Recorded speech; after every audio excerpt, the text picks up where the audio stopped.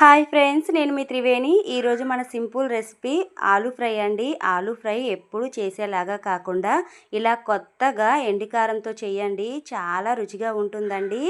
గెస్ట్లు వచ్చేటప్పుడు మనం వారం పడకపోయిన రోజుల్లో ఇలా చేశారంటే నిజంగా చాలా చాలా రుచిగా ఉంటుంది. ఖచ్చితంగా మిమ్మల్ని మెచ్చుకోవాల్సింది, అంత టేస్టీగా ఉంటుంది. వీడియోనైతే స్టార్ట్ చేసేద్దాం పదండి. ముందుగా అయితే నేను ఇక్కడ అరకిలో ఆలుగడ్డలను అయితే తీసుకున్నానండి. దీన్ని చిన్న ముక్కలుగా కట్ చేసి ఇలా నీట్గా వాష్ చేసి పక్కన పెట్టుకుందాం. ఇప్పుడు స్టవ్ మీద ఒక ప్యాన్ పెట్టుకుందామండి. ఎండుమిరపకాయలు అయితే 10 నుంచి 12 వరకు మనకి కారంకి తగ్గట్టు వేసుకోండి. అలాగే ఒక 10 వెల్లుల్లి రెమ్మలు, అర స్పూన్ ధనియాలు, అర స్పూన్ జీలకర్రను వేసి ఇలా వేయించుకోండి. మీకు ఎంత కారం కావాలంటే అన్ని ఎండుమిరపకాయలు వేసుకోండి. ఇక్కడైతే మనం తీసుకునే ఎండుమిరపకాయలు నాటు మిరపకాయలు 12 మిరపకాయలనే తీసుకున్నాను. దీన్ని ఇలా దోరగా వేయించుకోవాలి. వేయిస్తున్నప్పుడు మంచి సువాసన అయితే వస్తుందండి. అలా మంచి వాసన వచ్చి మిరపకాయలు నల్లబడే వరకు వేయించుకోవాలి. ఇలా బాగా వేగాక మిక్సీ జారీలో వేసుకొని ఇప్పుడు అదే ప్యాన్లో కొద్దిగా ఆయిల్ని అయితే వేసుకోండి. ఒక 3-4 టేబుల్స్ ఆయిల్ని అయితే వేసుకొని కట్ చేసి పెట్టుకున్న ఆలుగడ్డ ముక్కల్ని ఇలా వేసి ఫ్రై చేసుకోవాలి. ఇది లైట్ గోల్డెన్ కలర్ వస్తే సరిపోతుంది. ఇప్పుడు ఇది వేగే లోపల మనం వేయించుకున్న ఎండుమిరపకాయలని ఇలా కచ్చా పచ్చాగా గ్రైండ్ చేసుకుందాం. ఇలా పొడి చేసుకోవాలి. దీన్నైతే ఇప్పుడు పక్కన పెట్టుకుందామండి.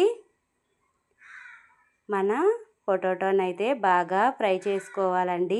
చాలా సింపుల్గా అయితే మన ఆలు ఎండికారం కర్రీ అయితే రెడీ అయిపోతుంది. ఈ కర్రీకి సాంబార్ కాంబినేషన్ సూపర్గా ఉంటుందండి. రసం, టమాటీ పప్పు, సాంబార్తో అయితే చాలా రుచిగా ఉంటుంది. ఒక్కసారి ఇలా ట్రై చేయండి. మీరు ఎప్పుడు ఆలు ఫ్రై చేసినా కూడా ఈ ప్రాసెస్లోనే చేస్తారు. అంత రుచిగా ఉంటుంది.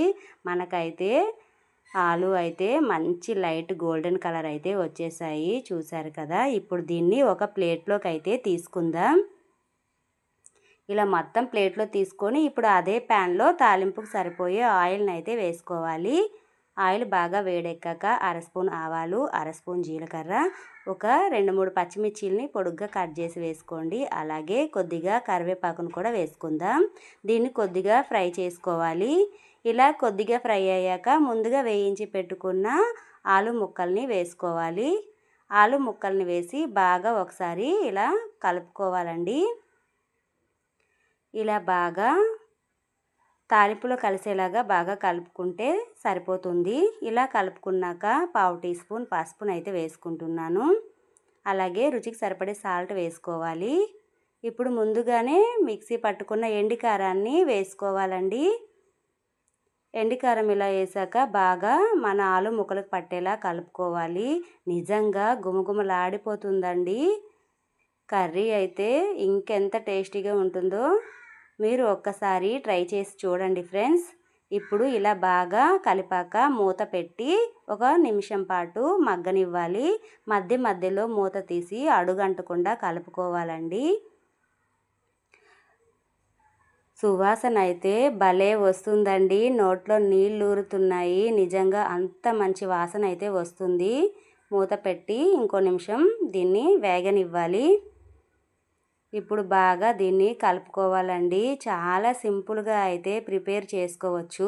ఎప్పుడులా కాకుండా అప్పుడప్పుడు ఇలా ఒకసారి కొత్తగా ట్రై చేయండి. కర్రీ అనేది నిజంగా చాలా రుచిగా ఉంటుంది. మన కర్రీ అనేది రెడీ అయిపోయింది ఫ్రెండ్స్. చూసారు కదా, చాలా సింపుల్గా మన పొటాటో ఫ్రై ఎండికారం వేసి ఎంత బాగా ప్రిపేర్ చేసుకున్నామో. దీన్ని ఇప్పుడు వేరే ప్లేట్లోకి అయితే తీసుకుందాం. మన పొటాటో ఫ్రై ఎండికారం రెడీ అయిపోయిందండి. బ్యాచిలర్సు, కొత్తగా వంట నేర్చుకునే వాళ్ళు ఈజీగా ప్రిపేర్ చేసుకోవచ్చు. మీరు కూడా ట్రై చేయండి.